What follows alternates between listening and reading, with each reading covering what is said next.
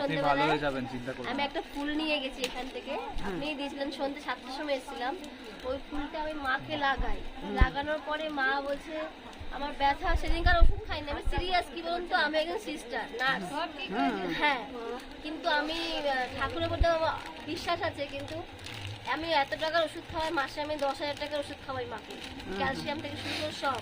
ফুল নিয়ে গিয়ে আপনি ঠিক হয়েছে? সিরিয়াস, আমি সিরিয়াস, আমি একজন নার্সিং স্টাফ, কিন্তু ভালো হয়ে গেছে, কিন্তু তারপর থেকে ব্যথা, ফুলটা শুকিয়ে গেছিল। আমি বললাম মা আমি শনিবার দিন আমি ছুটি নেবো অফিস, আমি কিন্তু ফুলটা পেয়ে উপকার পেয়েছেন আপনি? ভীষণ ভীষণ, আমি তার জন্য আমি এখানে এসেছি।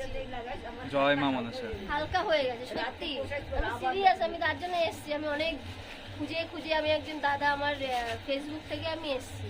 এইটা না, এটা খুব বেশি করে তাই না, এক ঝড়ে তো জল দিয়ে কাজ হলো, ওই যে পুজো দিল, ওর মেয়ে 5 বছর দিয়ে পালিয়ে গেছে, 5 বছর।